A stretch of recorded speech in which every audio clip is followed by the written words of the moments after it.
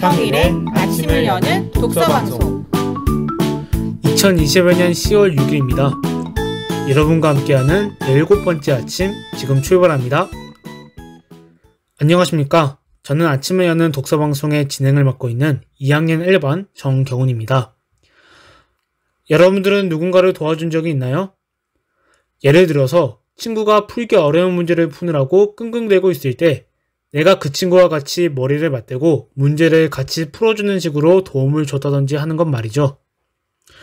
그런 적이 있다면 그때 어떤 보상을 받았나요?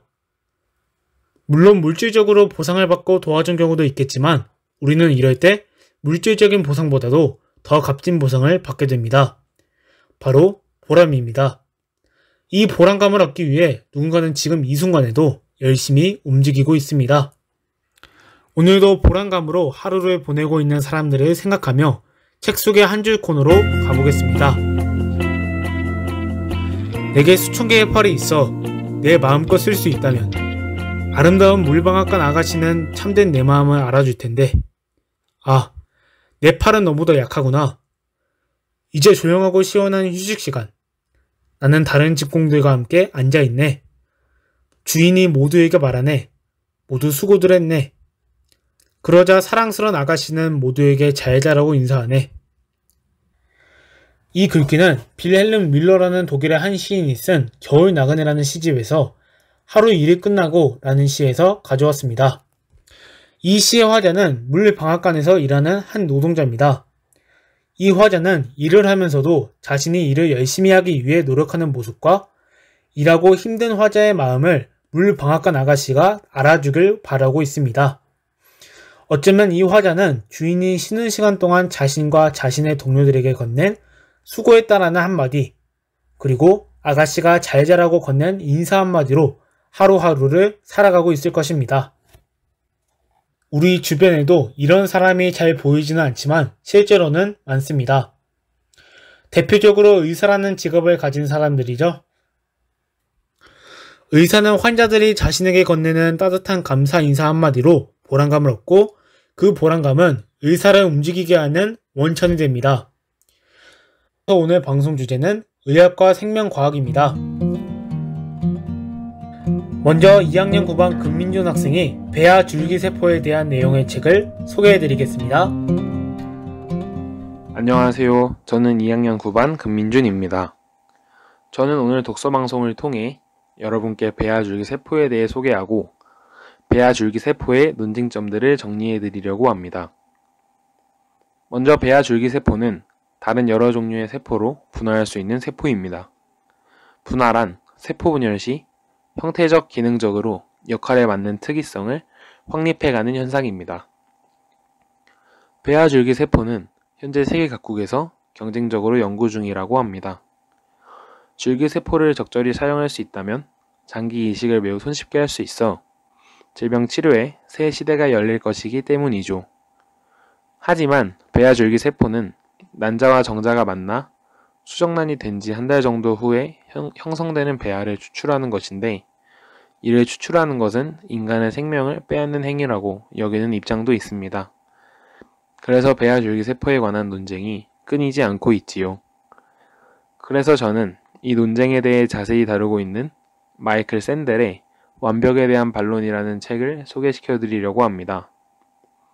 이 책에서는 배아 줄기세포의 찬성 입장을 제시하며 줄기세포 논쟁을 확실히 정리해주고 있기 때문에 관심이 있는 친구들은 읽어보면 좋을 것 같습니다. 감사합니다. 다음으로 책을 소개할 학생은 2학년 9반 김대겸 학생입니다. 안녕하세요. 2학년 9반 김대겸입니다. 제가 소개시켜드릴 책은 중증외상센터 의사이신 이국준 교수님의 골든아워라는 책입니다. 재미있게 봤던 드라마인 낭만 닥터 김사부의 실제 모델이신 이국준 교수님을 좀 더 자세하게 알고 싶어서 관련 자료들을 찾아보았습니다. 그러던 중 이국준 교수님의 자서전인 골든아워에 대해 알게 되었습니다. 골든아워에는 이국준 교수님께서 중증외상센터에서 일하시면서 겪었던 생사를 넘나드는 현장과 환자를 살리기 위한 고뇌들이 담겨져 있습니다. 이 책을 읽으면서 저는 제 자신의 삶과 이국준 교수님의 삶을 비교하면서 부끄러움을 느낀 동시에 생명을 살리는 일보다 우선순위가 있는 대한민국의 시스템에 화가 났습니다. 재정적인 문제로 중증외상센터에 대한 지원이 어렵고 소음이 발생한다는 이유로 구급 헬기에 대한 민원을 넣는 모습을 보고 중증외상센터 의사의 삶이 얼마나 고된 일이고 얼마나 대단한 일인지 다시 한번 느끼게 되었습니다. 이러한 대한민국의 의료 시스템의 문제를 해결하기 위해서는 여러분들의 지속적인 관심이 필요하다고 생각됩니다. 마지막으로 책을 소개할 학생은 2학년 9반 최민혁 학생입니다. 최민혁 학생은 죽음을 앞둔 한 의사에 대한 책을 소개할 거라고 하는데 한번 들어보겠습니다. 안녕하세요. 저는 2학년 9반 최민혁입니다. 제가 오늘 아침을 여는 독서방송에서 소개하게 된 책은 숨결이 바람될 때 라는 책입니다. 여러분들은 이 책의 제목을 듣고 무엇이 떠올랐나요? 저는 숨결이 바람될 때, 즉 죽음을 은유적으로 표현한 책이다 라는 느낌을 받았습니다. 책을 읽어보니 제 예상대로 이 책은 죽음에 대한 내용을 다룬 책이었습니다. 이 책의 저자인 폴 칼라니티는 36의 젊은 나이로 신경외과 전문의를 앞둔 레지던트였습니다. 수련 생활을 하던 그에게 갑자기 시련이 다가왔습니다. 바로 폐암 4기 판정이었습니다. 이러한 시련에 굴복하지 않고 그는 이 책에 폐암 말기 판정을 받고 난 후 죽음을 마주하게 될 때까지의 2년의 시간을 책으로 기록했습니다. 폴은 암 판정을 받고 난 후에서도 의사로서의 삶을 포기하지 않았습니다. 항암 치료를 받고 쓰러지는 순간이 올 때까지도 폴은 의사의 스케줄을 소화했습니다.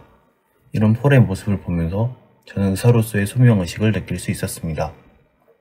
또 폴은 암 판정 전부터 삶과 죽음에 대한 철학적인 고민들을 많이 해오던 의사였는데 그에게 다가올 죽음이라는 시련은 어쩌면 그에게 자신의 고민들을 해결해 나갈 수 있는 시간이었을지도 모릅니다. 그래서 그런지 폴은 더 살아갈 수 있는 방법이 있음에도 자발적인 죽음을 선택하고 생을 마감합니다. 저는 이 책을 읽는 내내 내가 과연 폴이었으면 과연 저렇게 할 수 있었을까? 라는 생각이 들었습니다. 여러분들도 이 책을 읽고 삶과 죽음에 대한 생각을 한 번쯤 해보셨으면 좋겠습니다. 죽음이란 우리 모두가 결국 겪게 될 시련이니까요. 독서 퀴즈! 지난주 독서 퀴즈는요, 비커군과 실험실 친구들이라는 책에서 출제하였죠. 흔히 코미컬 비커라는 이름으로 잘못 불리는 이 비커의 이름은 무엇일까요? 라는 문제였는데요. 이 문제의 정답은 4번 코니컬 비커였습니다. 지난주 독서 퀴즈 당첨자는 1학년 7반 김민우, 한현성, 박민재 학생입니다. 당첨되신 학생 여러분들 모두 축하드리고요. 도서관으로 오셔서 선물 받아가세요. 그럼 이번주 독서 퀴즈를 소개해드릴 차례입니다. 이번주 독서 퀴즈는 최민혁 학생이 출제하였는데요. 최민혁 학생이 소개한 숨결이 바람될 때라는 책에서 폴은 평소에 무엇에 관한 고민들을 해왔을까요? 1번 삶과 죽음, 2번 생명의 가치, 3번 의사로서의 목표, 4번 죽음에 대한 두려움. 다시 한번 들려드리겠습니다.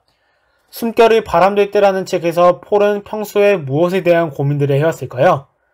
1번 삶과 죽음, 2번 생명의 가치, 3번 의사로서의 목표, 4번 죽음에 대한 두려움.